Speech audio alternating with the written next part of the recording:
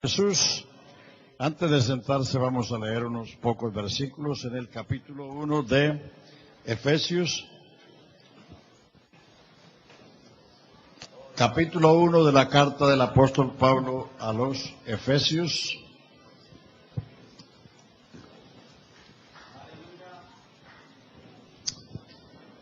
Pablo, apóstol de Jesucristo por la voluntad de Dios, a los santos y en Cristo Jesús que están en Éfeso.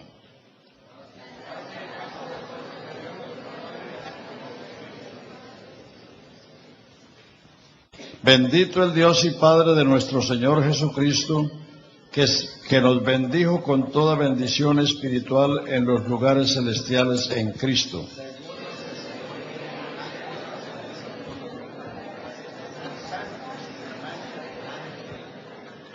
En amor, habiéndonos predestinado para ser adoptados hijos suyos por medio de Jesucristo, según el puro afecto de su voluntad.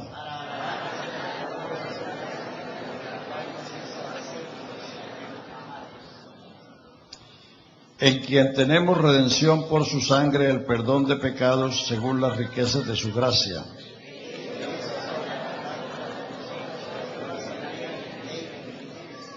Dándonos a conocer el misterio de su voluntad según su beneplácito, el cual se había propuesto en sí mismo.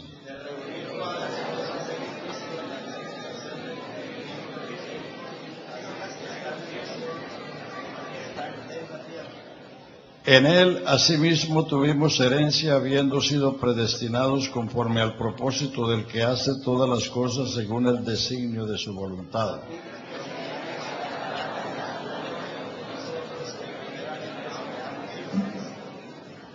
En él también vosotros, habiendo oído la palabra de verdad, el evangelio de vuestra salvación, y habiendo creído en él, fuisteis sellados con el Espíritu Santo de la promesa.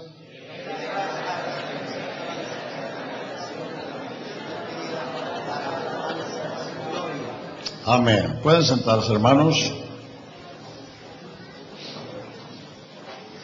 Gloria al Señor Jesús. Alabado sea su santo nombre. Bueno, la Iglesia Católica afirma ser la única y verdadera Iglesia de Cristo. Eso es lo que ellos afirman.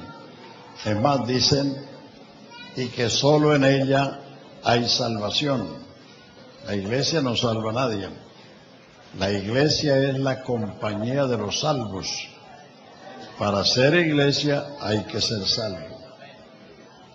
El que no es salvo, así vive en el templo, no es iglesia. Porque la iglesia no es un edificio. La iglesia es la compañía de los redimidos, la congregación de los santos, el pueblo de Dios. Eso es lo que es la iglesia. Entonces, la Iglesia Católica dice que ella es la única y que fuera de la Iglesia Católica no hay salvación. Ahí está el primer error. La Iglesia no salva. La Iglesia es la compañía de los salvos. El único que salva es Jesucristo. Entonces,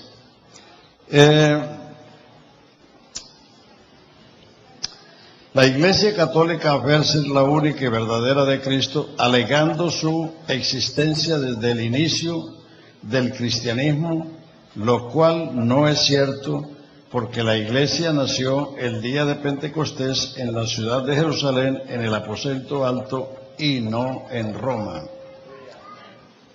Roma en aquel tiempo era la capital imperial, y fue la capital imperial hasta el año 474, cuando el Imperio Romano cayó.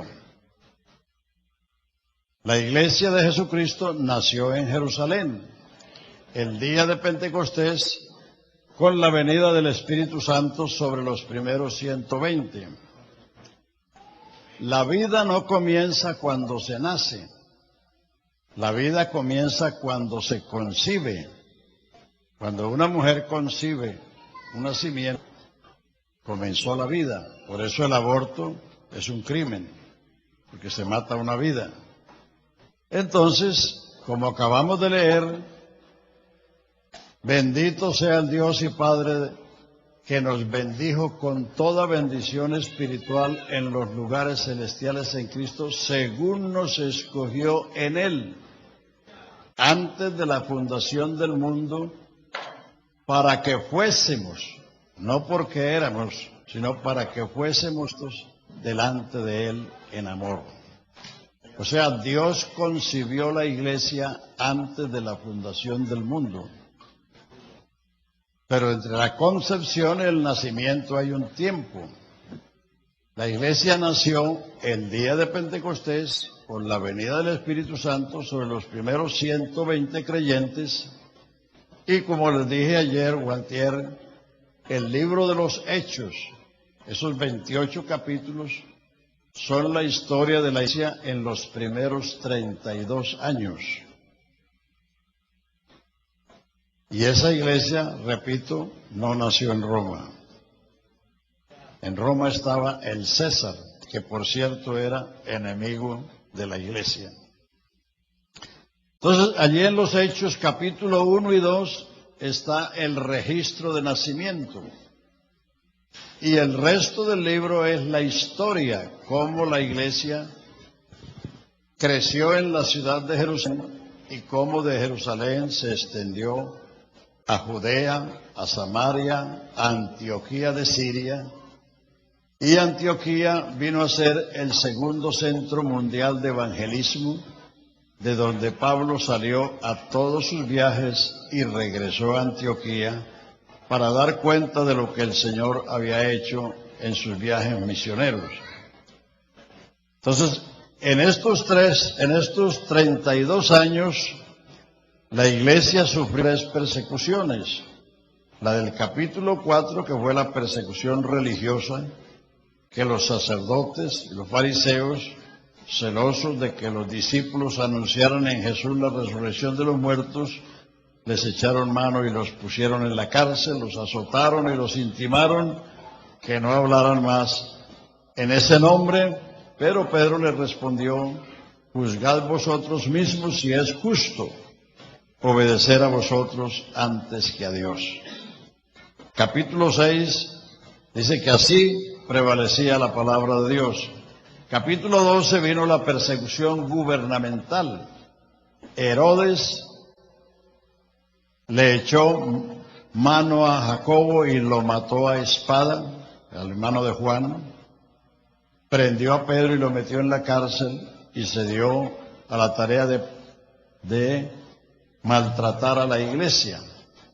Pero un día Herodes se sentó en su trono con su ropa y le arengó al pueblo, y el pueblo gritaron, proclamaron: voz de Dios y no de hombre. Queremos voz de Dios y no del hombre. Y como él no le dio la gloria a Dios, un ángel lo hirió y lo mató comido de gusanos. Así prevalecía la palabra de Dios. Y el capítulo 19, da cuenta de que toda esa gente de la provincia de Asia Menor, cuya capital era Éfeso, y tenía un templo famoso de la diosa Diana, entonces allí hubo un tumulto y la gente gritaron por 2 horas: grande es Diana de los Efesios, porque esa era la diosa de esa región. Pero Pablo predicó por 3 años allí en esa y en esa provincia, y dice: y los que creían en la magia y en la hechicería y en la superstición, trajeron los libros, los quemaron en la plaza. Su cuenta fue de 50,000 piezas de plata, y así prevalecía la palabra de Dios.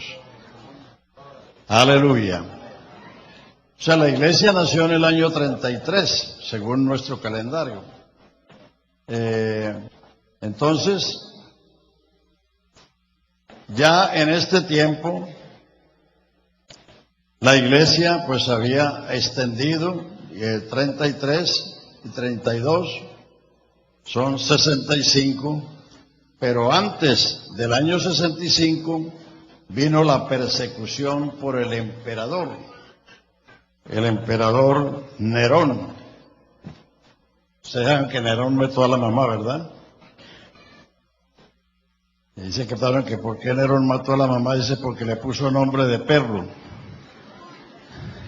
Pero no, a los perros se les pone Nerón, sencillamente porque Nerón fue un hombre cruel, peor que esos perros fieros que destruyen. Entonces, Nerón gobernó del año 54 hasta el 68. Y en ese periodo fue que murió Pedro. Pedro murió crucificado en el año 54 y Pablo fue decapitado en el año 58. Por eso ellos no fueron papas, porque no existía el papado. Los apóstoles eran autónomos en su región. Por eso Pablo en el capítulo 2 de Gálatas dice, después de 14 años subí a Jerusalén para manifestarle a los que eran las columnas de la iglesia, Pedro, Juan y Jacobo, el evangelio que predico entre los gentiles. Dice, y como ellos vieron que el que había hecho para ellos, para la circuncisión, había hecho para mí, para la incircuncisión, me dieron la mano de compañerismo y me dijeron que solamente me probara por los pobres. O sea que los apóstoles eran autónomos, no había ningún apóstol sobre otro apóstol, ellos eran autónomos. Y Pablo dijo que él fue allá para no haber corrido en vano, sino que fue y les explicó a los apóstoles Pedro, Juan y Jacobo el evangelio que predico, porque Pablo recibió el evangelio no a través de hombre, sino por revelación divina. Después de la conversión de Pablo en el camino de Damasco, él se fue a la Arabia y estuvo 3 años allí, y allí fue donde recibió él la revelación del evangelio, y él fue designado predicador, apóstol y maestro de los gentiles en fe y verdad. Y en cambio los otros apóstoles eran apóstoles a la circuncisión, o sea, a Israel. Entonces Pablo, para no tener ninguna sombra de duda y para que las iglesias que estaban bajo su supervisión estuvieran confirmadas, él fue a Jerusalén para manifestarles el evangelio que él predicaba a los que eran las columnas de la iglesia, Pedro, Juan y Jacobo. Esos eran considerados las columnas de la iglesia en Jerusalén. Dice, y ellos nada me dieron, sino que como vieron que el evangelio de la incircuncisión me había sido encomendado a mí, como a ellos el de la circuncisión, me dieron la mano de compañerismo, o sea, lo consideraron su igual. Entonces, por eso, ni Pablo ni Pedro jamás fueron papas.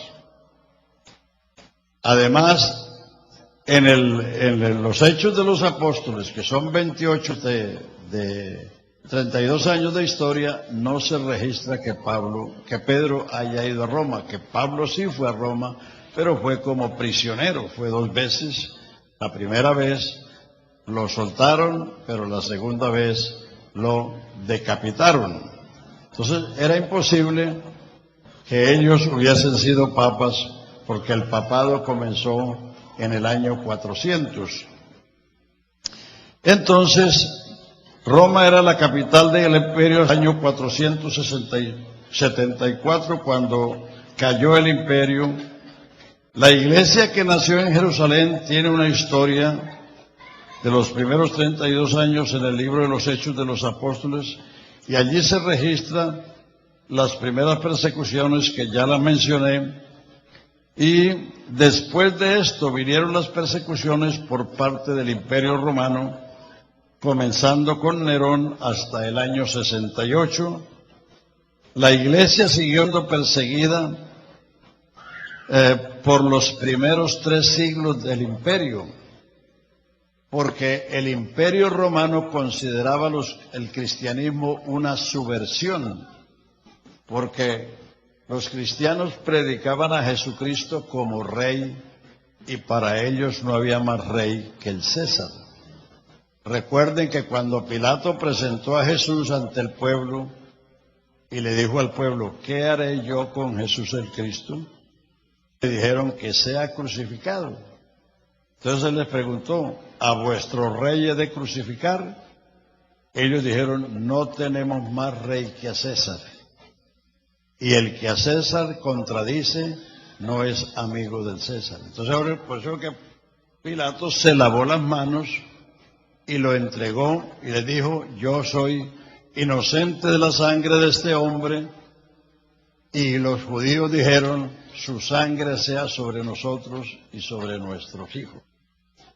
Entonces por eso el cristianismo era considerado una subversión, porque no solamente consideraban como rey solo al César, sino que el César exigía culto.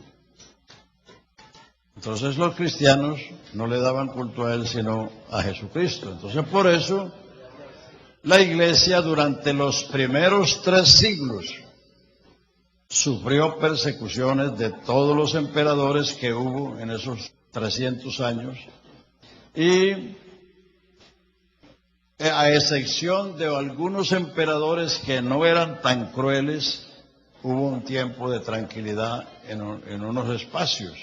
Pero regularmente, durante esos 3 siglos, la iglesia fue clandestina, fue subterránea. Y como prueba de eso están las catacumbas allá en Roma. Son unos subterráneos que hay donde los cristianos se escondían y se reunían para hacer sus cultos. Entonces, ya en el año 300, en el año 311, cuando apareció el edicto de tolerancia publicado por Galerio, emperador romano de Oriente, el cual reconoció que era una insensatez perseguir a los cristianos. En el año 323, Constantino el Grande, porque hubo 11 Constantinos, o sea, los descendientes del primero, pero Constantino el Grande, entonces, en el 323, llegó a dominar todo el imperio romano, y una vez que el imperio de Occidente había caído, el emperador revolucionó la posición del cristianismo en todos los aspectos. Primero, declaró la igualdad de derechos de todas las religiones. Después pasó a ofrecerles valiosas ofertas al cristianismo, construyéndoles templos y eximiéndolos de impuestos y hasta sustentando a sus clérigos. Aquí es donde podemos ver que comienza o que se inicia el catolicismo romano. El cristianismo se convirtió en la religión oficial del imperio y mucha gente entró en la iglesia tan solo porque era la religión del gobierno. Los verdaderos cristianos en ese tiempo, los verdaderos cristianos fueron marginados por no estar de acuerdo con tal situación. Formaron grupos separados que siempre marcharon paralelos con la iglesia favorecida y repleta de personas que solo buscaban intereses políticos y sociales. Con el transcurso de la historia, estos cristianos, por no aceptar tal situación, eran perseguidos por los otros cristianos, entre comillas, y muchos de sus líderes eran tachados como herejes.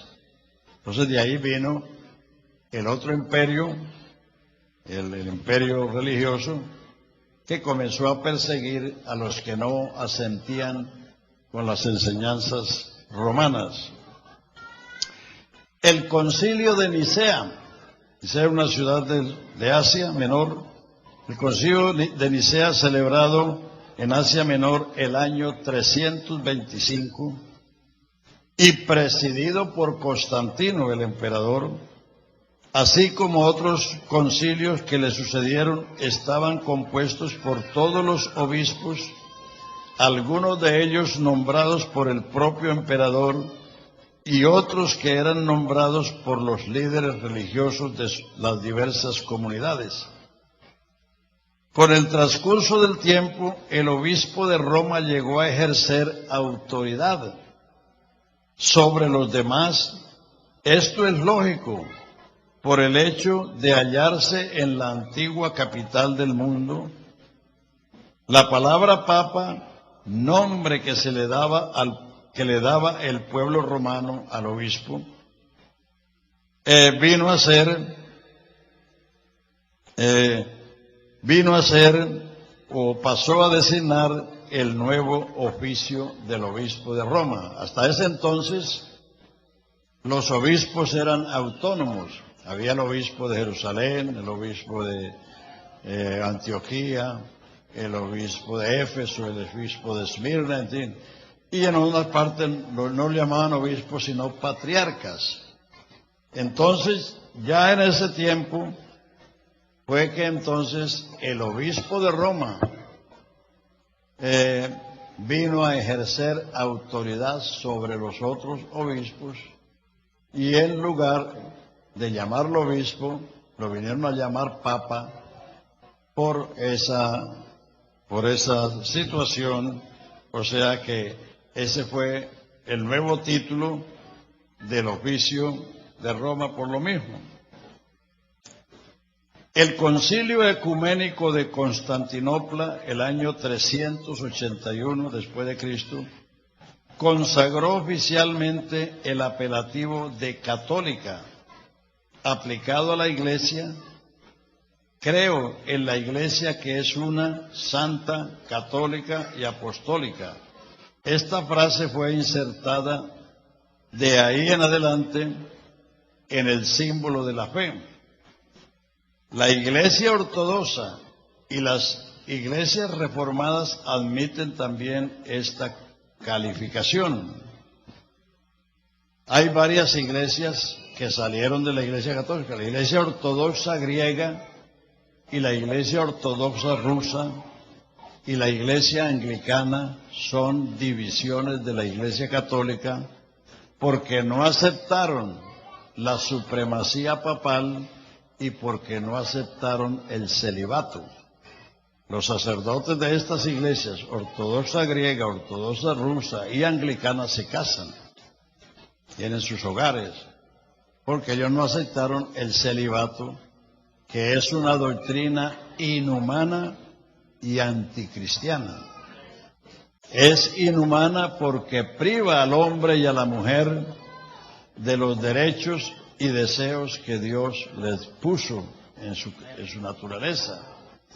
Y es anticristiana porque Primera de Timoteo 3 dice que el obispo debe ser marido de una sola mujer, que gobierne bien su casa, porque si no sabe gobernar su propia casa, ¿cómo cuidará la iglesia de Dios? Entonces, esas otras religiones que son, por cierto, grandes, la ortodoxa griega abarca todas esas partes del Medio Oriente, y la ortodoxa rusa abarca todos esos campos de Rusia y todos esos países que eran satélites de Rusia antes. Entonces, ellos también admiten esa calificación de que la iglesia es católica. Católico es lo que es universal. Todo lo que es universal es católico. Eso es lo que quiere decir la palabra católico. Universal, nada más. Roma tuvo muchos obispos, pero el primero en intentar defender su autoridad, ejerciendo el derecho de imponer sus órdenes a los otros obispos en todas partes, fue León I en el año 440 hasta el 461 después de Cristo. Ese fue el primer papa. Pedro nunca fue papa, ni siquiera fue a Roma. Y si lo crucificaron allá fue porque lo llevaron preso, como llevaron a Pablo preso y lo decapitaron. En la Biblia no hay historia de que Pedro haya ido a Roma, mientras que de Pablo sí. Pablo expresa el deseo en Romanos 1:13, dice: no ignoréis que me he propuesto ir muchas veces a vosotros, pero hasta ahora he sido estorbado. Pero dice, lo haré cuando sea la voluntad del Señor para compartir alguna fruto con ustedes como entre los demás gentiles. Entonces, ahí es cuando comienza el papado. Los apóstoles, como dije antes, eran autónomos y los primeros obispos de la iglesia eran autónomos en sus diócesis o regiones. Naturalmente tenían comunión los unos con los otros, pero no había ningún obispo sobre otro hasta el año 440. Ahora vamos a explicar por qué Roma alega esto. En Mateo 16, 13 al 18, donde Jesús preguntó a los discípulos: ¿quién dicen la gente que soy yo? Y ellos dijeron que unos decían que Elías, otros Jeremías y otros Juan. Cuando él preguntó a ellos, ellos tampoco sabían, se quedaron en silencio. El silencio lo rompió una revelación que vino a la mente de Pedro, y Pedro dijo: tú eres el Cristo, el Hijo del Dios viviente. La revelación tiene dos partes. Uno, que Jesús es el Cristo, porque antes de él vinieron algunos que profesaron ser Cristos, porque cuando hay una promesa, hay una expectativa, hay una esperanza. Y antes de Cristo hubo un tal Teudas que reunió un poco de gente y la llevó al desierto diciendo que eran importante, y perecieron, y habla de otro también que perecieron, porque cuando hay una promesa hay una expectativa. Por eso Jesucristo previno a los cristianos diciendo que se levantarán falsos cristos y falsos profetas. Y nos advirtió sobre eso, porque como hay una expectativa de la segunda venida de Cristo, pues aquí ya han conocido al bárbaro esto que se dice que primero se decía que era Jesucristo y ahora dice que es el anticristo. Y no solamente es el único que ha salido, en otras partes del mundo han salido otros, pero el Señor nos ha prevenido de estas cosas sencillamente. Entonces la declaración de Pedro por revelación divina fue: tú eres el Cristo, no un Cristo. Un Cristo es uno entre otros. Él es el Cristo, y el Cristo es divino, porque es Hijo del Dios Altísimo. Entonces Jesús le dijo: bienaventurado eres Simón, hijo de Jonás, porque esto no te lo reveló carne ni sangre, o sea, no fue su inteligencia, sino mi Padre que está en los cielos. Y yo también te digo que tú eres Pedro, y sobre esta roca edificaré mi iglesia, y las puertas del Hades no prevalecerán con ella. La roca no es Pedro, es la revelación, es la declaración, es la confesión. Se necesita no leer bien para creer que Jesús estaba refiriendo a Pedro como piedra. No. Sobre esta, originalmente dice, tú eres Petros, y sobre esta Petra edificaré mi iglesia. Petros es una piedra suelta, Petra es una masa de piedra, o sea, una roca. ¿Me explico? Y sobre esa roca, sobre esa confesión, sobre esa declaración, sobre esa revelación, edificaré mi iglesia. Como les dije antenoche o anoche, en Oseas 12:13 dice, por un profeta Israel subió de Egipto y por un profeta fue guardado. Israel sí subió de Egipto por un profeta, a saber, Moisés, y mientras que Israel se mantuvo en las enseñanzas de Moisés, estuvo en pie. Pero la iglesia no sube del mundo por un profeta. Hasta que no hubo 12 hombres que sabían a ciencia cierta quién era Jesucristo, Él no habló de la iglesia. Esa es la primera vez que Jesús habla de la iglesia. Sobre esta roca edificaré, futuro, porque la iglesia no había nacido.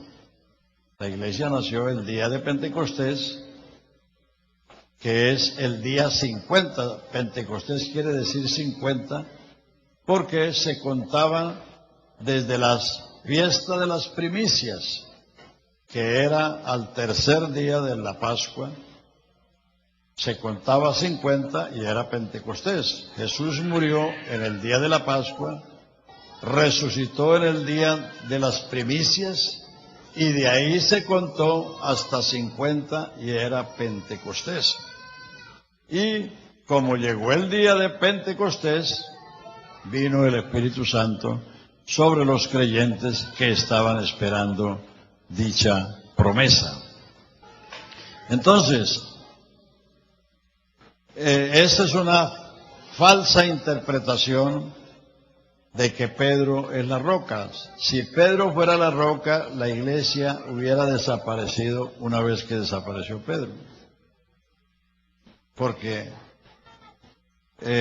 dice, no confíes en el príncipe porque no hay el salvación. Cuando él perece, perecen sus pensamientos. Sí. Pero Jesucristo, aunque murió, resucitó para nunca más morir y vive para salvar eternamente a todos los que le invocan. Aleluya. Además,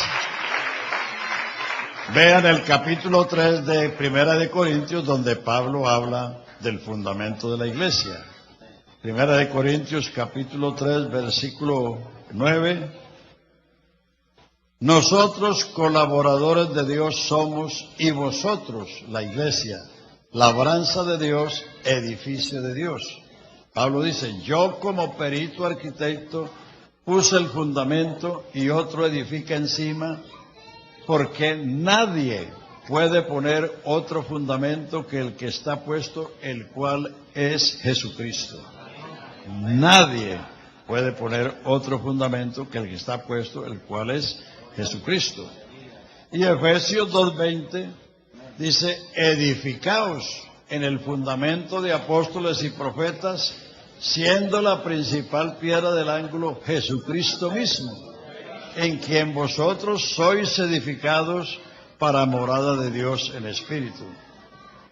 Y Primera de Pedro, capítulo 2, no se necesita llamarse Pedro para ser piedra. Capítulo 2 de Primera de Pedro dice, vosotros como piedras vivas, sed edificados una casa espiritual, un sacerdocio santo para ofrecer sacrificios espirituales agradables a Dios por Jesucristo. Él es la piedra, a ver cómo es que dice, Él es la piedra rechazada.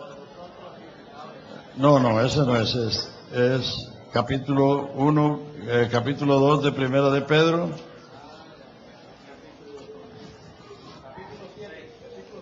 Versículo 7. Vosotros,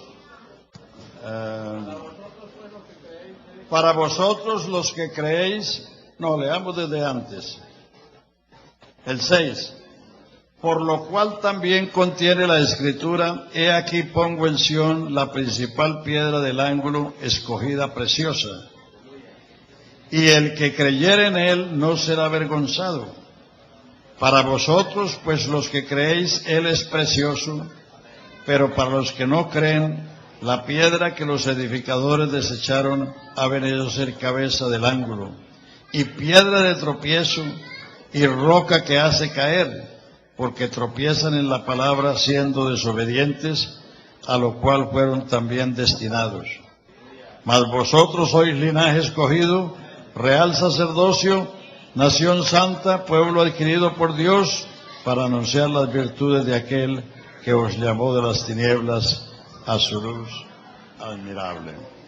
Tanto Jesús dice que la declaración divina es la roca. Pablo dice que Él es la roca y Pedro también dice que Él es la roca. Aleluya. Gloria al Señor Jesús. Entonces, es una interpretación falsa de que la iglesia está edificada sobre Pedro y que Pedro fue el primer papa. Eso no es verdad. Esa es una historia falsa porque en el Imperio Romano, pues, todo lo acomodaron acorde a sus intereses. Ahora viene la mezcla del paganismo en la vida de la Iglesia Católica. Después de Constantino el Grande, el cristianismo comenzó a asimilar prácticas paganas. Esto pasó porque muchos paganos entraron en la iglesia sin conversión y ejercieron gran influencia en el culto. El culto tributado a los santos y la veneración de los mártires y los hombres y mujeres famosas llegaron a tener plena aceptación. Se crearon rituales que eran una mezcla de ceremonias paganas heredadas de diversas religiones y de ceremonias acerca del Antiguo Testamento. El catolicismo es una mezcla de paganismo, judaísmo y cristianismo. Los altares, los ornamentos sacerdotales, el incienso, todo eso es una imitación de lo que era el culto del Antiguo Testamento, y la veneración de las imágenes. Todo esto vino del paganismo. Los santos comenzaron a ser considerados como pequeñas divinidades cuya intercesión era valiosa delante de Dios. Surgió la veneración de reliquias y lugares. Antes del año 500 el culto a la Virgen María ya había triunfado. El paganismo romano tuvo una gran influencia en la formación del culto católico. Entonces, todas esas cosas se fueron añadiendo porque a la iglesia ser la iglesia del Estado, y que el Estado le construía los templos, los exoneraba de impuestos y aún pagaba a los sacerdotes, pues ¿quién no quería entrar ahí? Entonces muchos entraron por intereses políticos e intereses sociales. Entonces vea lo que dicen ellos acerca de la Biblia, de las creencias que Roma tiene o que la Iglesia Católica tiene. La Iglesia Católica enseñó hasta Juan 23 que la lectura de la Biblia era peligrosa para los indoctos y que ninguno debía atreverse a interpretar la Biblia de manera contraria a la interpretación católica o sin el asentimiento de las autoridades eclesiásticas. Aquí quemaron Biblias en Colombia. Hasta en la costa, que la gente es menos religiosa, hace 50 años, 40 años, al que le podían confiscar la Biblia, se la confiscaban y se la quemaban. O sea que hasta Juan 23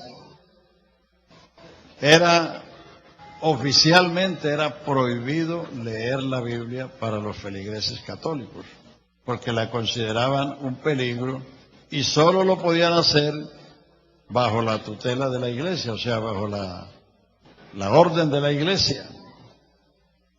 Entonces, Juan 23 fue el que dijo, menos camándulas y más Biblia.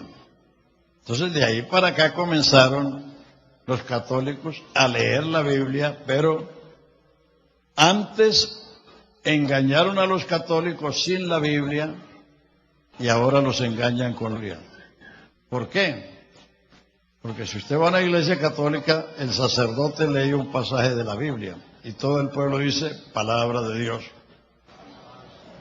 Pero el sacerdote les predica sobre el concilio de Nicea, concilio de Letrán, concilio de Constantinopla, la encíclica de Pío XII, de Juan XXIII, de Pablo VI, y como el católico no conoce la Biblia, se come eso, por palabra de Dios, come gato por liebre. Porque como no conoce, por eso el pueblo cristiano no comemos entero. Porque el Señor no nos comparó con pollos, que son los que comen entero, sino con ovejas que son rumiantes, que echan el pasto en su primer estómago y se van a rumiarlo para convertirlo en leche y en lana. Entonces lo que usted oye no se lo coma entero. Para eso tiene a la mano la Biblia, la palabra de Dios. Y por eso usted no debe ser perezoso ni perezosa en leer la Biblia. Porque por eso hay muchos engaños religiosos hoy en día, porque la gente tiene la Biblia pero no la usan. Hasta algunos cristianos la llevan de paseo al templo, al culto, y vuelven y la llevan a la casa y la ponen allá en el armario o en la mesa de noche, y ahí hasta el otro domingo.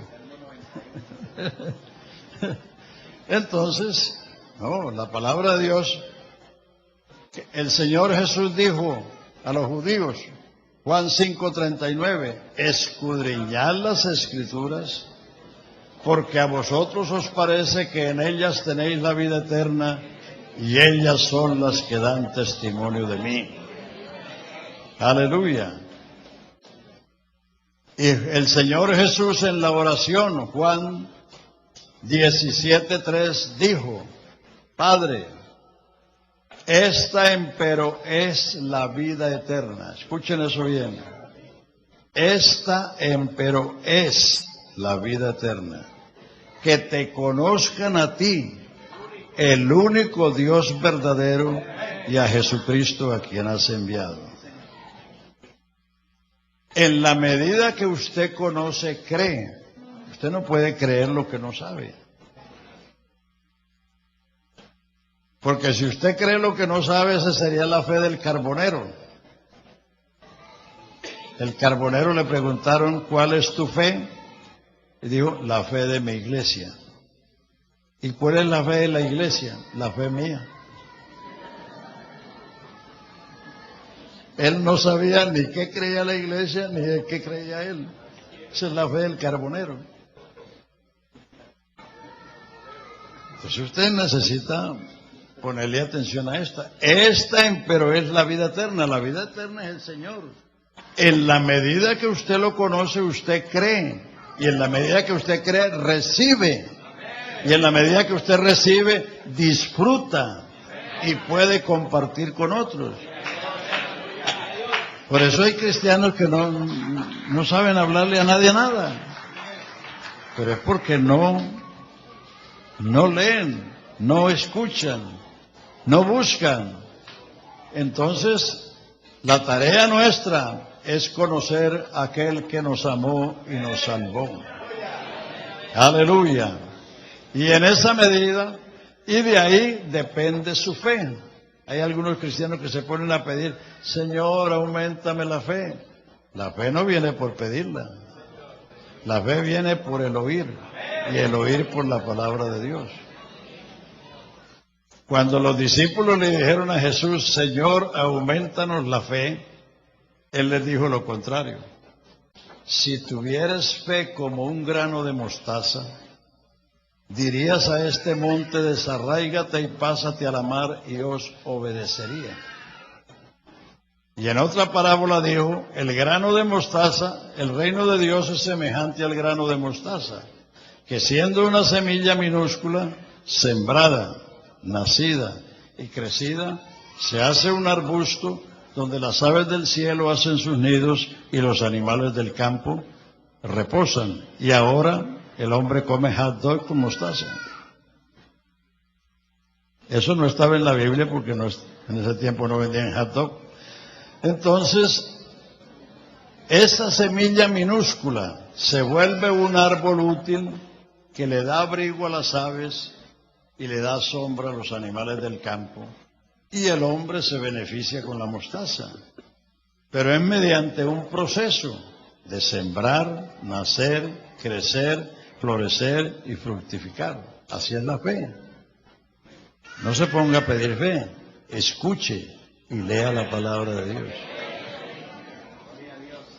Porque en la medida que usted conoce a Dios, confía en Él. Si apenas lo conoce a medias y sin zapatos, entonces su fe también es así.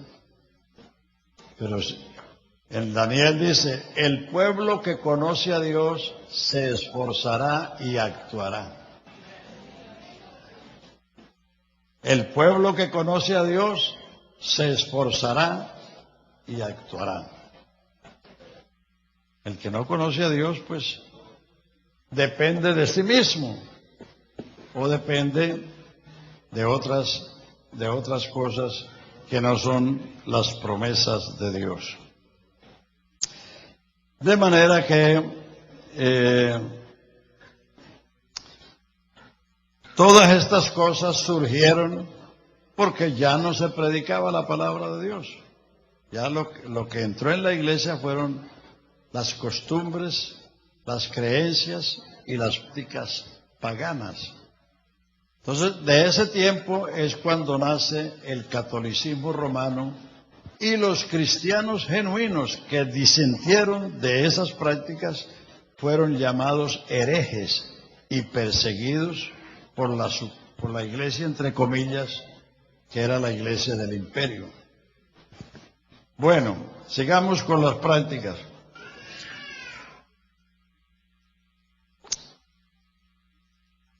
También la Iglesia Católica acepta como canónicos libros del canon alejandrino, que no consta en el canon hebreo. El Antiguo Testamento fue escrito en hebreo con algunos pasajes o algunas partes en el otro, ¿cómo es? Arameo. Esos son dos idiomas más o menos como hermanos. Y el Nuevo Testamento fue escrito en griego. Entonces, en el canon hebreo del Antiguo Testamento no aparecen los libros apócrifos. Apócrifo quiere decir ocultos o no revelados. Y la Iglesia Católica en su Biblia tiene insertados esos libros apócrifos que no estaban en los originales hebreos. Venera y acepta otras cosas además de la Biblia, como la visión, las enseñanzas de la propia Iglesia, los concilios y las declaraciones infalibles del Papa. Infalibles entre comillas, porque lo único infalible es Dios.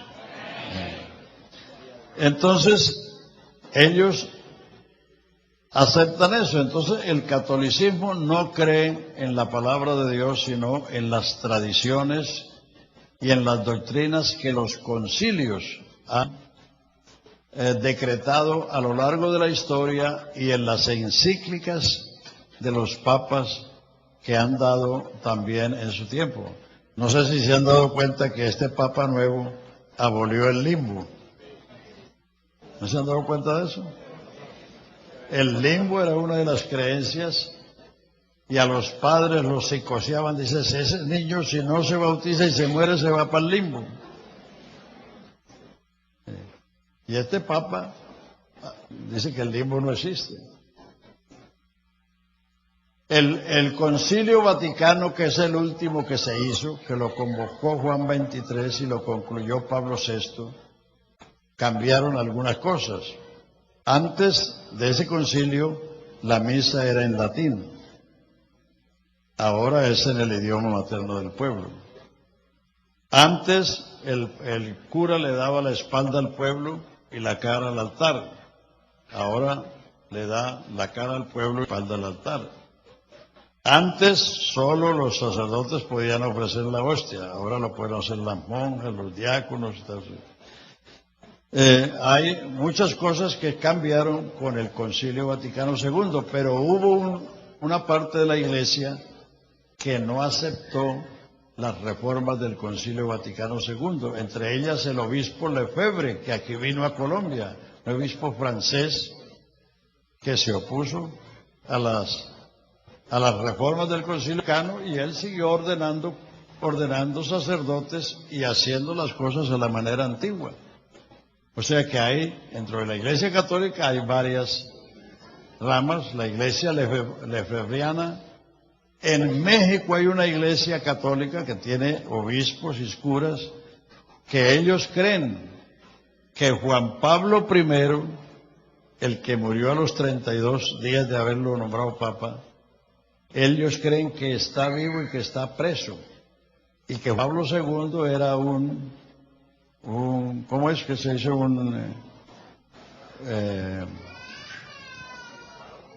Sí, un falso, ¿no? Un falso papa. ¿Un qué? Pues exacto, sí. Y esa iglesia que está en México, es una iglesia grande, ellos creen que Juan Pablo I está preso en Roma. Cuando él lo mataron, porque Juan Pablo I era de Estión Popular, y la noche que él le entregó la lista de los removibles de la curia, al otro día amaneció muerto. El editorial La Oveja Negra tiene un libro que se llama En Nombre de Dios. Ahí está la historia de eso. Y esa investigación la hizo un periodista que tiene a su haber hecho rectificar un proceso después de 20 años de haber sido cerrado en Inglaterra, que es una de las democracias y una de las democracias famosas del mundo y uno de los tribunales de justicia más notables. Y ese periodista que hizo la investigación y que escribió de la muerte de Juan Pablo I, antes de eso había hecho una investigación sobre un crimen en Londres, y después de 20 años lo hizo rectificar. O sea que no era un cualquier investigador. Y ese fue el que, de ese se escribió el libro que se llama En Nombre de Dios. Eso es de La Oveja Negra, que es una editorial conocida aquí en Colombia. Entonces,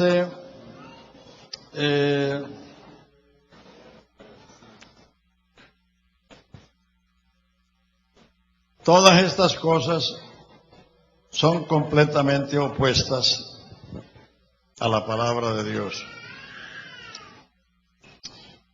Acerca de sus doctrinas,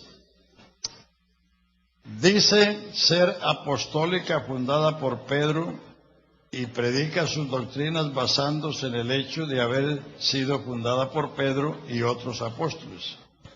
Acepta doctrinas basadas en interpretación de los llamados padres de la Iglesia, entre comillas, los papas y sus concilios. La Iglesia Católica ha modificado estas y otras doctrinas, por eso no se puede llamar apostólica, porque la doctrina apostólica no ha cambiado. La doctrina apostólica es la doctrina que los apóstoles enseñaron a la Iglesia en el primer siglo. Y la Iglesia es apostólica, y la doctrina es apostólica no porque tenga un rótulo allá que diga Iglesia Apostólica, sino porque la doctrina vino a través de los apóstoles. Le doy unos ejemplos. El Señor Jesús solo habló de la Iglesia 2 veces. Mateo 16:18, sobre esta roca edificaré mi iglesia. Y Mateo 18:18, si no lo oye a ellos, dilo a la iglesia. Él nunca más habló de la iglesia. Pero el apóstol Pablo en todas las eplas habla de la iglesia. Y escribió la carta a los Efesios, que es la epístola de la iglesia universal, donde presenta la iglesia desde su concepción, como leímos ahí. Bendito el Dios y Padre de nuestro Señor Jesucristo, que nos bendijo con toda bendición espiritual en los lugares celestiales en Cristo, según nos escogió en Él antes de la fundación del mundo, para que fuésemos santos y sin mancha delante de Él. Ahí está el origen de la iglesia. Entonces Pablo habla de la composición de la iglesia, habla de la posición de la iglesia, habla de la posesión de la iglesia, habla del magisterio de la iglesia, habla de la ética de la iglesia y habla de la batalla de la iglesia. Es decir, Pablo escribió 6 capítulos para describirnos lo que es la iglesia desde su origen hasta su presentación en el día de Cristo. Resumió el propósito de la iglesia en 4 hechos. Efesios 5:25. Cristo amó la iglesia. ¿Cuándo fue eso? Antes de la fundación del mundo. Se entregó a sí mismo por ella. ¿Cuándo fue eso? Hace 2000 años en el Calvario. Para santificarla, purificarla en el lavacro de la palabra, lavacro del agua por la palabra. Eso es lo que se está haciendo ahora. Los 2 hechos anteriores son del pasado. Amó la iglesia antes de la fundación del mundo, se entregó por ella hace 2000 años y ahora la está perfeccionando y santificando en el lavacro del agua por la palabra de Dios. Y 4, a fin de presentársela a sí mismo, gloriosa, sin mancha ni arruga ni cosa semejante. Él mismo se la va a presentar, él no necesita suegro. Él mismo se la va a presentar porque Él es el autor y el actor de la iglesia.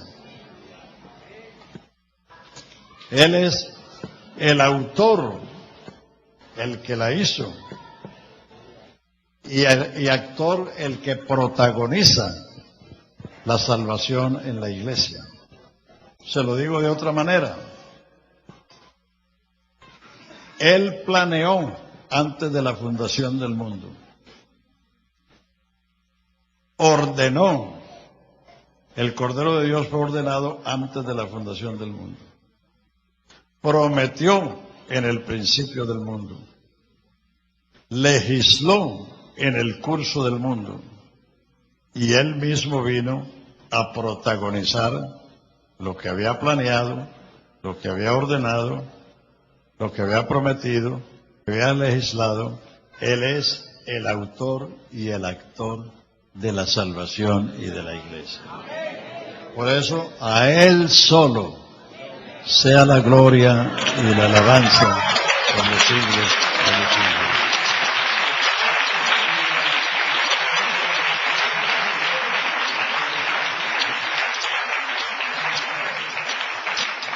Aleluya. Acerca de las doctrinas, bueno,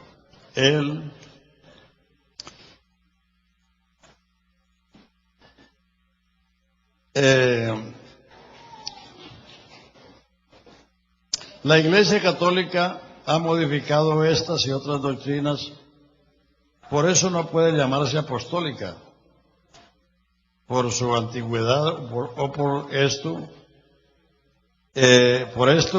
creó y agregó muchas otras doctrinas y dogmas. Aquí vamos a enumerarlas.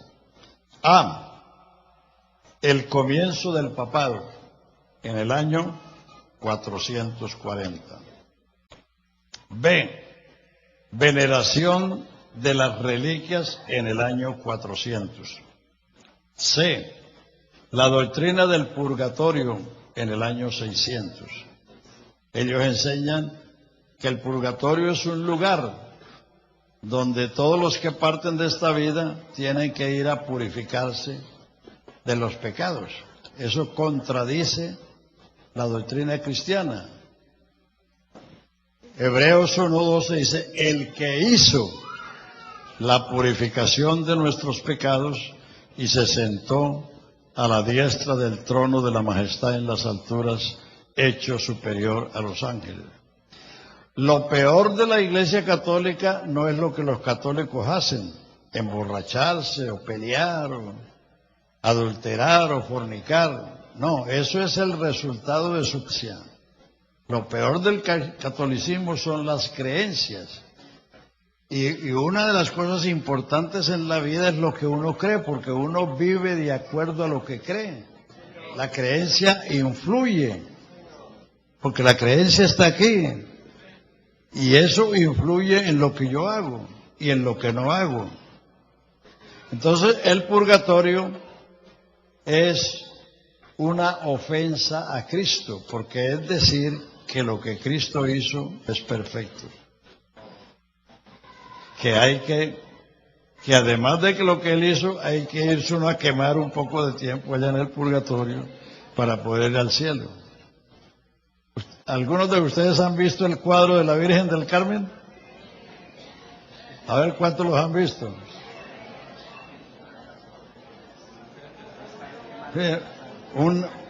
Un fuego ahí, la gente quemándose ahí, ella ya con los escapularios tranquila, que si no le rezan y le pagan, pues ella no va a sacar a nadie de ahí, si eso fuera cierto.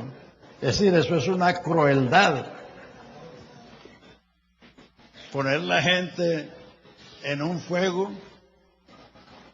para que digan misas, para que le recen, y todo eso es pago. Es decir, si uno usa un poco la cabeza, se da cuenta que eso no tiene sentido, que por el contrario, eso sería una crueldad. Entonces, el purgatorio no existe. Jesucristo hizo la purgación de nuestros pecados. Purgar es pagar. Él pagó. Él con una sola ofrenda hizo perfectos a los santificados, con un solo sacrificio quitó de en medio el pecado. Justificados pues por la fe, tenemos paz para con Dios por medio de nuestro Señor Jesucristo. Paz con Dios quiere decir que no tenemos cuentas pendientes. Y no las tenemos no porque no las tuvimos, sino porque Él pagó por nosotros. Aleluya, y Él pagó completo. Él no pagó a medias. O sea que eso es un insulto a Jesucristo.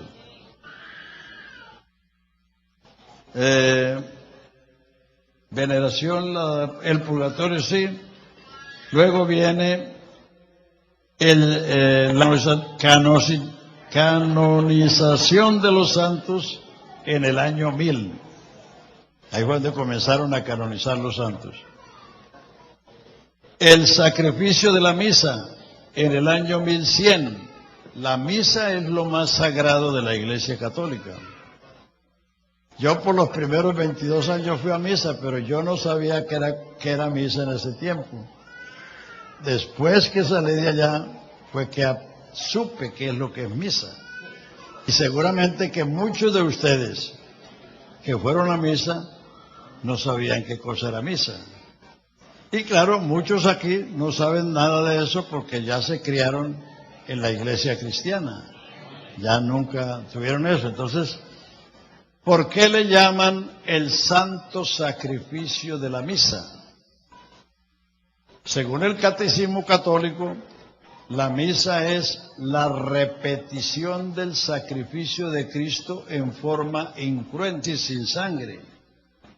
Cuando el sacerdote eleva la hostia, dice que está ofreciendo a Cristo.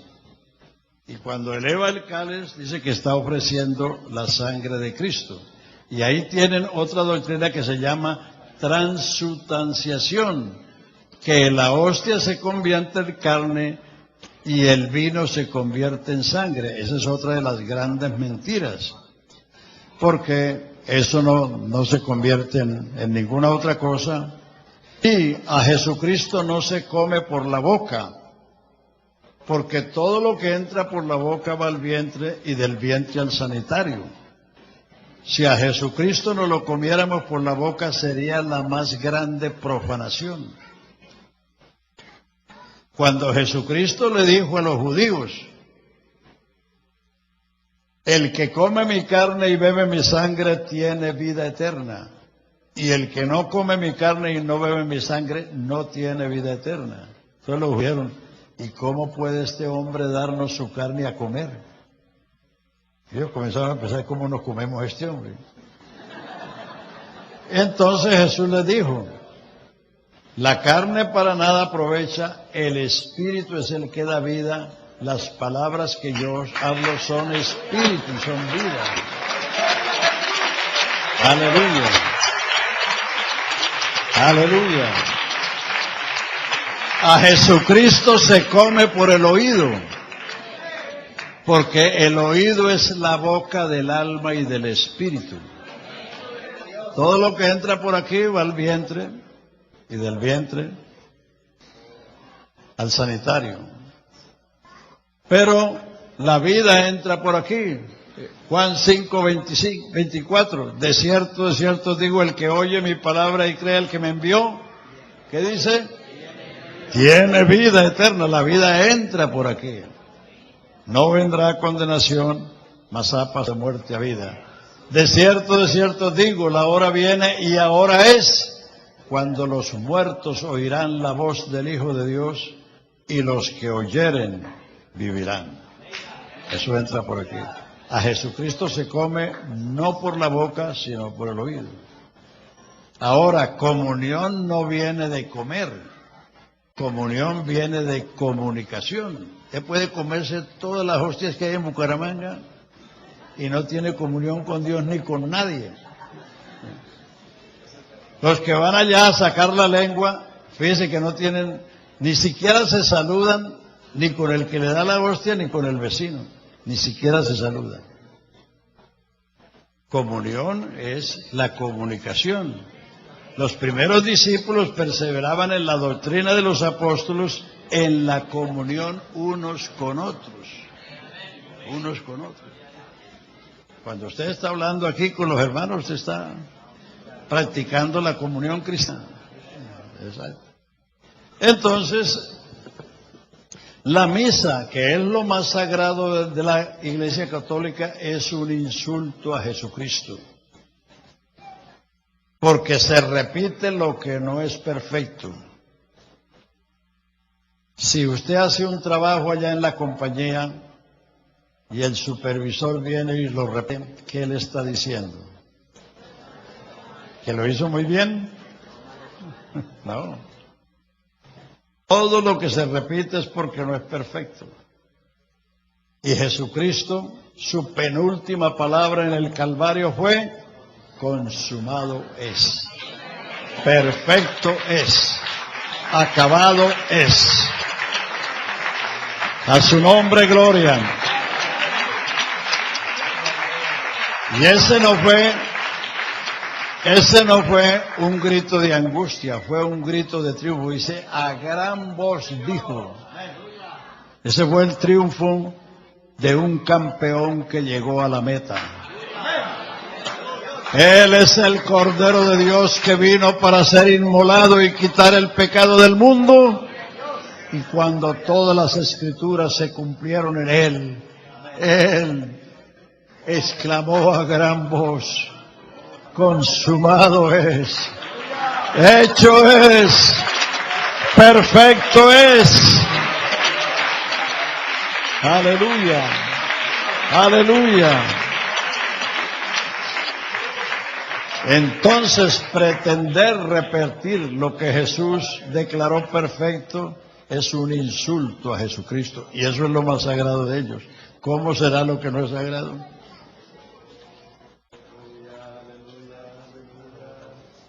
Mucha gente piensa que ir a misa no, que es como ir a culto. No, señor. Si usted va a misa, esa ceremonia es un insulto a Jesucristo. Además, la resurrección de Jesucristo de entre los muertos rubricó que su obra había cumplido lo que se había propuesto. Aleluya. Como dice en Hebreos 1, quien hizo la purificación de nuestros pecados y se sentó a la diestra de la majestad en las alturas, hecho superior a los ángeles por cuanto heredó más excelente nombre que ellos. Sentarse tiene dos sentidos: obra terminada y autoridad. En el santuario de Israel no habían asientos, no habían ni bancas ni sillas, allá nadie se sentaba, porque allá había un sacrificio continuo.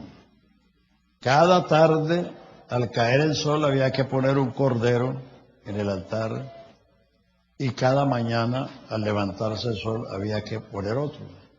Tenía que haber siempre un sacrificio en el altar, porque era una mediación entre el Dios Santo que estaba en el lugar santísimo y el pueblo pecador que estaba afuera. Entonces, ese sacrificio era el sustituto de Israel para que la ira de Dios no se levantara contra ellos. Entonces, ese sacrificio que se hacía continuamente, entonces por eso allí nadie se sentaba. Pero él se sentó porque no hay más nada que hacer. Él resolvió de una vez para siempre el problema del pecado en la cruz y el problema de la muerte en la resurrección. Por eso se sentó. Obra cumplida, obra perfecta. Y segundo, sentarse es autoridad.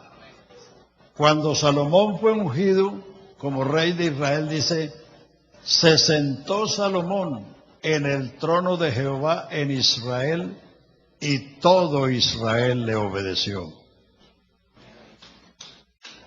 Se sentó Salomón en el trono de Jehová en Israel, y todo Israel le obedeció. ¿Y qué dijo Jesús antes de ascender al cielo? Toda potestad en el cielo y en la tierra me es dada. Está en mis manos toda autoridad y dominio.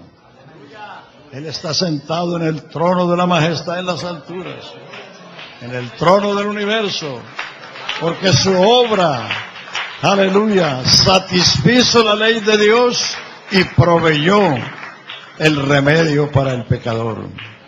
Y no hay más nada que hacer. Lo que hay es que creer lo que Él hizo y recibir. Por eso Él no mandó a los discípulos ni a hacer fiestas, ni a rezar, ni a hacer sacrificios, ni a hacer ceremonias. Él los mandó a una sola cosa: id y predicad el Evangelio. El que crea el Evangelio y sea bautizado será salvo.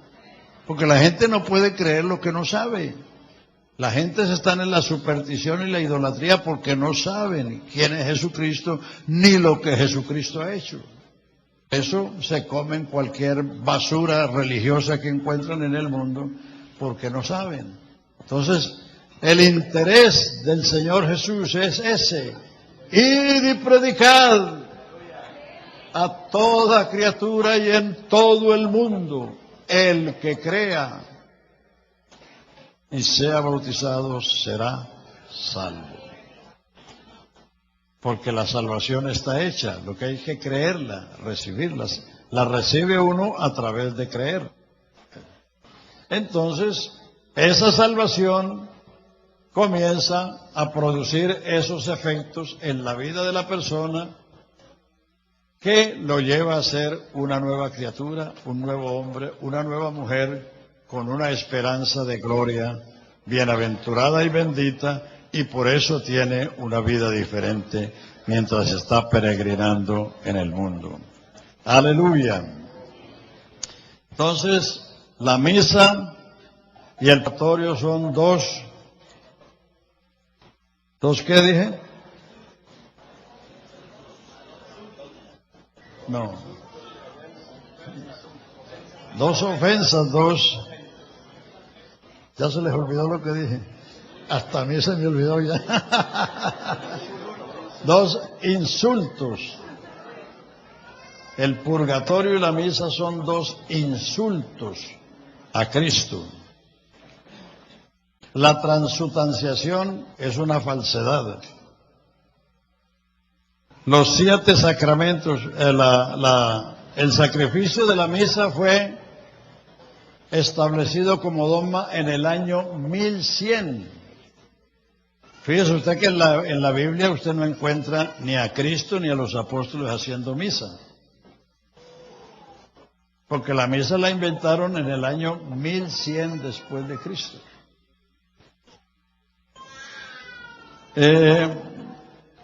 La transubstanciación la inventaron en el año 1215. Los 7 sacramentos de la Iglesia Católica también lo inventaron en el 1215. La confesión auricular en el 1216. O sea, el confesionario lo inventaron en el 1216. Y ellos, para justificar eso, citan a Juan 20, 21 y 22, cuando Jesús se despidió de los discípulos, les dijo: como el Padre me envió, así yo os envío. Recibid el Espíritu Santo. A los que remitieren los pecados, les son remitidos, y a los que se los retuvieren, les son retenidos. Los apóstoles hicieron eso, pero no a través de la confesión, sino a través del bautismo. En el día de Pentecostés, cuando esa multitud preguntó a Pedro y a todos los apóstoles, porque la pregunta no fue solamente para Pedro, preguntaron a Pedro y a los demás apóstoles: varones hermanos, ¿qué haremos? Ellos no le dijeron: pónganse en fila que los vamos a confesar. Ellos les dijeron: arrepentíos y bautícese cada uno de vosotros en el nombre de Jesucristo para remisión y perdón de los pecados. Remitir es enviar. ¿Por qué hay que enviar los pecados a juicio? Primera de Timoteo 5:24 dice: los pecados de algunos hombres antes que vengan a juicio son manifiestos, a otros les vienen después. Remitir quiere decir enviar. Cuando usted manda una carta, ¿qué pone? Remite, fulana de tal. Entonces, cuando el pecador se reconoce pecador y arrepentido, viene al ministro para que lo bautice en el nombre de Jesucristo para remisión y perdón de los pecados. Él está remitiendo los pecados.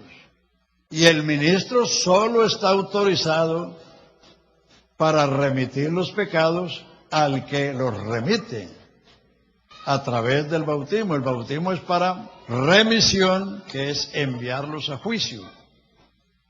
Porque una cosa es la limpieza y otra cosa es el perdón. Lo que pasa es que hay personas que no hacen diferencia. Los trinitarios que no quieren bautizarse en el nombre de Jesús dicen: no, la sangre de Jesucristo me limpió de todo pecado. es que la palabra hace un papel, la sangre otro, el nombre otro y el espíritu otro. Vosotros sois limpios por la palabra de Dios. Santifícalos en tu verdad, tu palabra es verdad. La sangre nos redime, nos justifica, nos santifica, nos lava y nos limpia, pero la Biblia nos dice que la sangre perdona. ¿Por qué? Porque la sangre es una parte de Cristo. El nombre encierra todo lo que Él es. Así como donde usted firma, está comprometido de pies a cabeza. No solamente una parte, sino de pies a cabeza está comprometido donde tú pones la firma. El nombre representa todo lo que Él es. Y por eso el nombre fue designado para el perdón de los pecados, número 1, y número 2, para la adopción. A todos los que le recibieron, a los que creen en su nombre, les dio potestad de ser hechos hijos de Dios. Efesios 1:4, habiendo sido predestinados para ser adoptados hijos suyos por Jesucristo, según el puro afecto de su voluntad. Efesios 3:14, por esta causa doblo mis rodillas ante el Padre de nuestro Señor Jesucristo, de quien toma nombre toda la familia en los cielos y en la tierra. Si usted recoge un muchacho de la calle y del orfanato y le da todo lo que necesita, pero no le da el nombre de su familia, él no es un hijo adoptivo. Él es un criado que usted tiene. Que cuando usted se muera, no le toca nada. Pero si usted le da el nombre de su familia, eso es lo que lo hace hijo adoptivo con los mismos derechos que el que nació en casa. O sea, el nombre fue dado para el perdón de los pecados y para la adopción. Porque eso es lo que hace adoptivo a uno que no nació en casa, recibir el nombre de la familia. Exacto. Entonces, ellos usan el versículo de Juan 20, cuando eso lo inventaron 1200 años después de Cristo, inventaron la confesión auricular, que es otro insulto a Jesucristo, porque el sacerdote se sienta en el lugar de Dios. Solo Dios puede perdonar los pecados. Juan dice, si decimos que no tenemos pecado, nos engañamos a nosotros mismos y la verdad no está en nosotros. Si confesamos nuestros pecados, Él es fiel y justo para perdonar nuestros pecados y limpiarnos de toda maldad. Por lógica, ¿cómo es que yo voy a ofenderlo a usted, hermano, y le voy a pedir perdón a la hermana? No tiene sentido. Uno tiene que pedir perdón a quien ofende. Cuando uno ofende a Dios, tiene que pedirle perdón a Dios. Si ofendió a otra persona, pues tiene que pedirle perdón a Dios y a la persona. Entonces, pero eso de irle a contar uno los pecados de unos, esa era una de las cosas que yo me preguntaba cuando era católico. Porque yo sí fui un católico que iba a misa y me confesaba, pero siempre me preguntaba, ¿por qué siempre tengo que decirle al cura lo mismo? Porque aunque hacía el propósito de enmienda, rezaba la penitencia, a lo que veía, lo que me gustaba, para allá iba. Porque esos remedios católicos para el pecado son como untarse mentol en la frente para un cáncer en el estómago.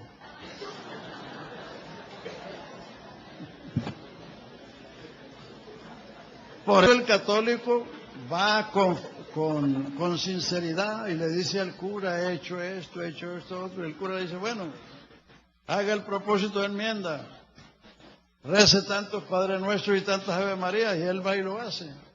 Pero sale de ahí Y a lo que ve la muchacha que no es suya, no se puede aguantar. A lo que ve la cerveza, no se puede aguantar. A lo que ve el pecado en cualquiera de sus formas, no se puede aguantar, porque el remedio no sirve. Jesucristo es el Cordero de Dios que quita el pecado del mundo. Aleluya. Aleluya.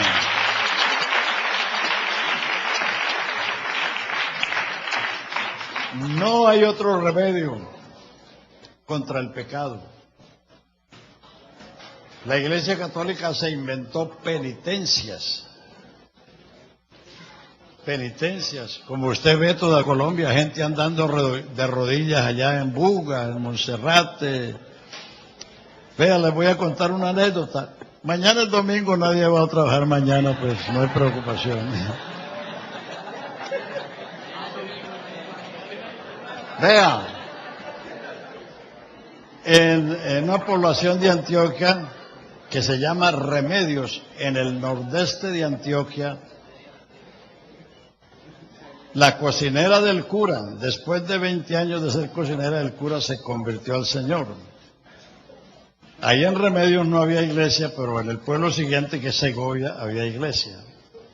Y algunas personas le habían hablado a la cocinera del Señor. Y resulta que un día llegó otra señora a buscar el cura y el cura no estaba. Entonces se pusieron las dos señoras a hablar ahí en la puerta. Y la que llegó le estaba diciendo a la que estaba ahí en la casa cural, cierto, Cristo de Zaragoza es vivo y cuando quiere va y visita al de Girardota, porque tanto en Girardota como en el otro lugar hay un Cristo y una romería. Cierto, que el Cristo de Zaragoza es vivo y cuando quiere va y visita al de Girardota. Estaban hablando de eso, en eso llega el cura. Y entonces la visitante le dice, cierto, padre, que el Cristo de Zaragoza es vivo y cuando quiere va y visita al de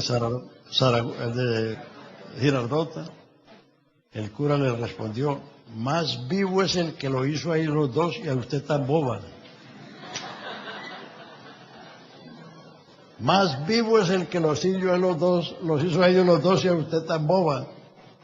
Santo remedio. Enseguida la cocinera se salió de allá y se fue al culto nuestro. Claro. Después de 20 años de ser cocinera del cura, el mismo cura se encargó de mostrarle la vanidad, la tontería que creían. La venta de indulgencias, eso fue en 1517, en el tiempo de la Reforma, que estaban construyendo o arreglando la Catedral de San Pedro en Roma. Entonces los obispos estaban vendiendo indulgencias para los pecados pasados, los pecados presentes y los pecados futuros. Que una vez que usted ponía el dinero en el plato, sus pecados pasados eran borrados, los que iba a cometer en el presente y los del futuro. Entonces ahí fue donde Lutero, que era un monje católico, entonces él sacó 95 tesis y las clavó en la puerta del templo donde él decía misa. Y dijo, si la salvación es por las indulgencias, en vano murió Cristo. Y si la salvación es por Cristo, en vano son las indulgencias. Entonces el Papa lo conminó a que se retractara. Y él les dijo, si me prueban con la Biblia, me retracto. Como no pudieron comprobarle por la Biblia, entonces, para que no lo mataran, los amigos de Lutero lo secuestraron y lo llevaron a un lugar secreto, y allí fue donde Lutero tradujo la primera Biblia del latín al alemán, porque él era alemán. Y ahí comenzó el desarrollo de la Reforma. Lo que motivó a Lutero fue a analizar eso. Bueno, si la salvación es por las indulgencias, entonces ¿para qué murió Cristo? Y si la salvación es por Cristo, las indulgencias son vanas. Eso lo inventaron en 1517. La tradición en 1546, o sea que la tradición es tan válida como la Biblia para ellos. La autorización de los libros apócrifos fue en el año 1547. ¿Por qué los libros apócrifos no pertenecen a la Biblia genuina? Ni el Señor Jesús ni los apóstoles citaron nunca los libros apócrifos. Mientras que ellos citaron los Salmos, Deuteronomio, Éxodo, Génesis, los del Antiguo Testamento. Número 1. Número 2, los libros apócrifos no fueron escritos por ningún personaje que tuviera un cargo de Dios. No eran sacerdotes, no eran profetas, no eran reyes de Israel, es decir, no tenían ningún cargo. Tercero, esos libros chocan con la Biblia porque en esos libros habla de redimir los pecados con las obras. Es decir, hacer obras para redimir los pecados. Y cuarto, uno de los escritores, el que hizo las batallas, Macabeos pide perdón por los posibles errores que hay en el libro. Los profetas nunca pidieron perdón porque nunca hablaron de sí mismos, sino que dijeron, así dice Jehová. Entonces, por eso son libros que no tienen valor espiritual, sino que por eso. Y la misma Iglesia Católica, si usted tiene una Biblia católica, note que la Biblia católica dice segundos libros canónicos. O sea que ellos mismos no los reconocen con los demás libros canónicos. Porque la misma Iglesia Católica, yo he tenido Biblias católicas y dice de segundos libros canónicos. O sea que les dan una virtud, pero en segundo puesto. Pero nosotros no le damos. Bueno, el libro de Macabeos es una historia cierta, pero Macabeos fue un guerrero, no fue un sacerdote, ni fue un profeta, sino fue eso. Entonces, los libros canónicos como parte de la Biblia. El credo del Papa Pío IV, que introdujo nuevas doctrinas en 1560. La Inmaculada Concepción de María en 1854. O sea que María fue concebida sin pecado. Es otra mentira. El único concebido sin pecado fue Jesús, porque no fue engendrado por el hombre. María tenía su papá y fue engendrada por un hombre. El único que nació y vivió sin pecado fue Jesucristo, porque no fue engendrado por el hombre, porque el pecado entró por un hombre y por el pecado la muerte, y la muerte pasó a todos los hombres por cuanto todos pecaron. Por eso María se murió, por eso Pedro y Juan y todos se murieron. Aún Moisés, que habló cara a cara con Dios, como habla el hombre a su compañero, vivió 120 años y murió. Abraham fue amigo de Dios, vivió 175 años y murió. La muerte es la prueba de que uno es pecador. La prueba de que es pecador no es cuántos pecados ha hecho, ni qué pecados ha hecho, sino el hecho de ser mortal. Allá en el cementerio hay tumbas de bebés que no han cometido un pecado personal. ¿Pero por qué se murieron? Porque nacieron con el germen del pecado. Entonces, esa es otra mentira. La Inmaculada Concepción de María en 1854. La infalibilidad del Papa, 1870. La Asunción de María, 1954. ¿Qué dice la Biblia? Juan 3:13. Nadie subió al cielo sino el que descendió del cielo, el Hijo del Hombre que está en el cielo. Primera de Timoteo, capítulo 2. Porque hay un solo Dios y un solo mediador entre Dios y los hombres, Jesucristo, hombre. Hebreos 6, el último versículo. Hebreos 6, el último versículo, donde entró Jesús en el cielo como ancla de nuestras almas y precursor nuestro. Precursor es el que va adelante. Juan el Bautista fue el precursor de Cristo. Cristo es el precursor de los cristianos en el cielo. En el cielo solo hay un hombre, Jesucristo. Nadie sube al cielo, porque para ir al cielo se necesita el cuerpo de resurrección, un cuerpo de gloria e inmortalidad, y solo Jesucristo tiene. Cristo es el primero de la resurrección y luego los que son de Cristo en su venida. O sea, que es otro cuento, otra falsedad. Bueno, la Asunción de María al purgatorio. La Iglesia Católica enseña que existe un lugar llamado purgatorio donde se van a parar las almas de la mayoría de los que parten de esta vida y que tienen que purgar pena de vida por las manchas o pecados veniales que le hayan quedado en esta vida terrena antes de poder entrar al cielo. Las oraciones de los parientes o de los amigos, así como las misas, les pueden aliviar las penas.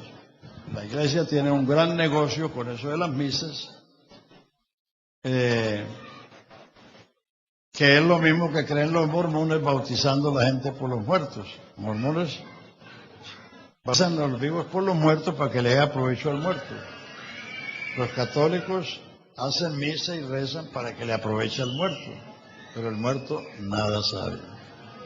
Los vivos saben que han de morir, pero los muertos nada saben, ni cuando descienden al Seol, ni los muertos alabarán al Señor. Entonces, todas esas doctrinas y muchas más, porque eso es kilométrico. Kilométrico, todas esas prácticas que a lo largo de todos estos siglos, desde el año 325, desde el siglo IV, o sea, el romanismo partió del siglo IV, como el Islam partió del año 600 después de Cristo, como el budismo partió de hace más de 3000 años en la India. Pero todos esos fundadores de religiones están muertos. El único que vive y vive para salvar eternamente se llama Jesucristo. Vamos a darle gracias. Aleluya. Te damos gracias, Padre Santo, esta noche por tu presencia en este lugar, Señor. Gracias por tu palabra que es luz y vida, Señor. Gracias por tu bondad, Señor, de dar el conocimiento de tu salvación, de tu obra redentora, Señor, de tu propósito eterno, Señor, para con tu pueblo, Señor. Te damos gracias en esta noche, Señor. Aleluya, por esa bondad y esa misericordia tuya, Señor, para con tu pueblo y para con tus siervos. En este día, Señor, te alabamos y te ensalzamos. Aleluya, por tu gracia y tu bondad que es para siempre. El Señor les bendiga, hermanos.